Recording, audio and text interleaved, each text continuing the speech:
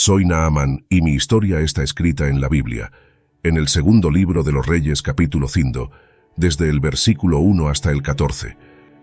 En el corazón palpitante de Siria, bajo el manto de un cielo que presenciaba el ascenso y la caída de incontables héroes, yo, Naamán, comandante supremo del ejército real, me erguía como columna vertebral de mi nación. Mis victorias en el campo de batalla eran leyendas vivas, cantadas por los poetas y grabadas en los corazones de aquellos que soñaban con gloria. La confianza que el rey depositaba en mí no era un regalo liviano, era el fruto de años de lealtad y derramamiento de sangre, de estrategias que cambiaron el destino de Siria. Mi nombre era sinónimo de victoria, mi presencia, un presagio de triunfo. Sin embargo, en la quietud de la noche, lejos de los clamores de la guerra y los aplausos de la corte, me enfrentaba a un enemigo que ni la más afilada de las espadas podía herir, ni la más astuta de las estrategias podía derrotar. Una enfermedad había echado raíces en mi cuerpo, una lepra que poco a poco consumía mi carne, mi fuerza y mi orgullo. La ironía de mi situación era una amarga poción. El hombre que había llevado a Siria a incontables victorias ahora se encontraba impotente ante un mal silencioso que amenazaba con despojarlo de todo. Mi enfermedad era un secreto custodiado por un círculo íntimo, una sombra que se cernía sobre mi existencia dorada. La lepra, temida por todos, era un estigma, un sello de deshonra. En los momentos de soledad, contemplaba mi destino, preguntándome si el favor de los dioses me había sido retirado. Era este el precio de la gloria, el eco de las batallas ganadas resonando en mi carne en declive.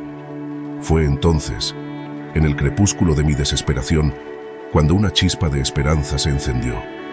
Una joven esclava traída de las tierras conquistadas de Israel habló de un profeta en su tierra natal, un hombre de Dios capaz de realizar milagros.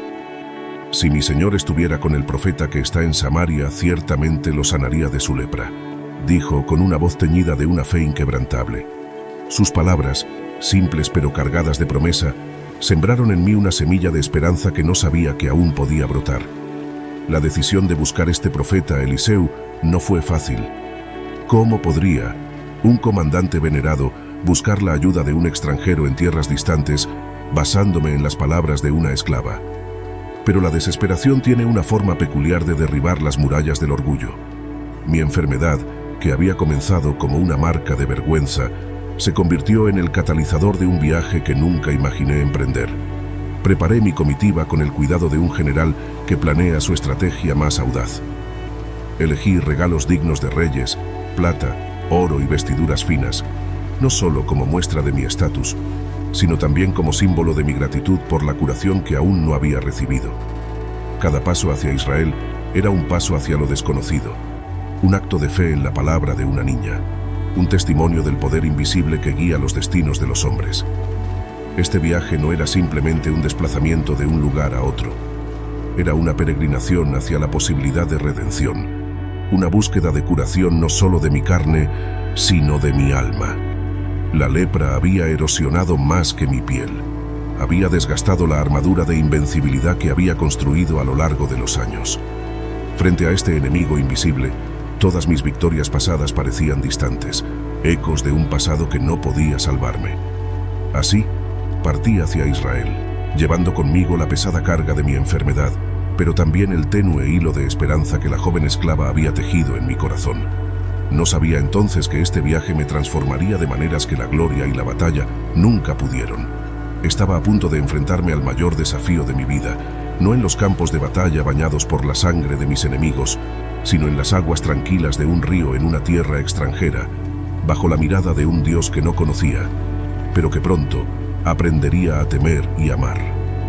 Mi camino hacia la curación, aunque físicamente medido en millas, se extendía mucho más allá en las profundidades de mi ser. Cada paso hacia Samaria era un paso hacia un entendimiento más profundo de mí mismo, de mis miedos, mis esperanzas y sobre todo de mi vulnerabilidad. La armadura de orgullo y poder que había forjado a lo largo de mi carrera se desvanecía, revelando a un hombre en busca de algo más grande que las victorias terrenales. Al cruzar la frontera hacia Israel, sentí cómo la carga de la expectativa, se mezclaba con la ansiedad de lo desconocido. ¿Sería este profeta, Eliseu, capaz de hacer lo que se decía? Y si mi viaje fuera en vano, si mi fe depositada en las palabras de una niña esclava resultara ser solo un espejismo en el desierto de mi desesperación, estas preguntas revoloteaban en mi mente, pero algo dentro de mí se aferraba a la esperanza con una tenacidad que me sorprendía. Llegar a Samaria y presentar mis credenciales y mis regalos fue un acto cargado de significado. Era un guerrero, acostumbrado a ser recibido con respeto y temor, pero aquí estaba en tierra extranjera, buscando algo que ni la fuerza ni la riqueza podían comprar: la salud, la integridad física y con ello, la restauración de mi honor. Los regalos que llevé, pensados para impresionar y asegurar la cooperación, también simbolizaban mi disposición a someterme, a reconocer que había fuerzas más poderosas que las armas y las tácticas de guerra. La respuesta de Eliseu, o más bien la falta de una respuesta directa, fue tanto un golpe para mi ego como una lección de humildad. En lugar de venir a encontrarse conmigo, el profeta envió a un mensajero con instrucciones que parecían, en el mejor de los casos, absurdas, y en el peor, insultantes. ¿Bañarme 7 veces en el Jordán? ¿Era esta la solución que mi viaje había procurado? ¿Este el milagro que se suponía que restauraría mi cuerpo y mi espíritu? La ira y el orgullo herido inicialmente nublaron mi juicio.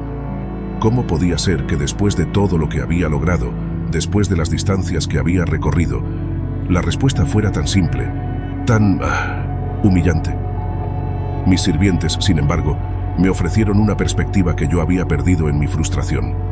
Si el profeta me hubiera pedido realizar una tarea grandiosa, no lo habría hecho sin dudar.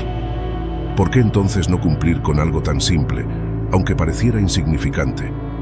Fue en ese momento de reflexión que comprendí que la verdadera batalla no se libraba contra mi enfermedad, sino contra mi propio ego.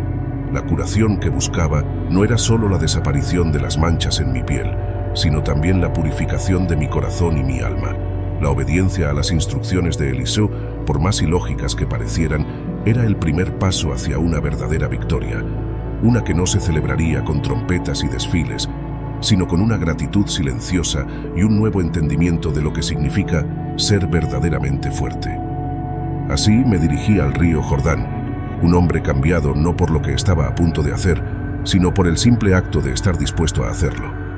Sumergirme en sus aguas no era solo un acto físico de limpieza, sino un rito de paso, la puerta a una nueva vida marcada no por lo que yo había hecho, sino por lo que estaba dispuesto a aprender, a aceptar y, finalmente, a cambiar. Esta parte de mi viaje, apenas un capítulo en la larga saga de mi vida, se convirtió en el más transformador.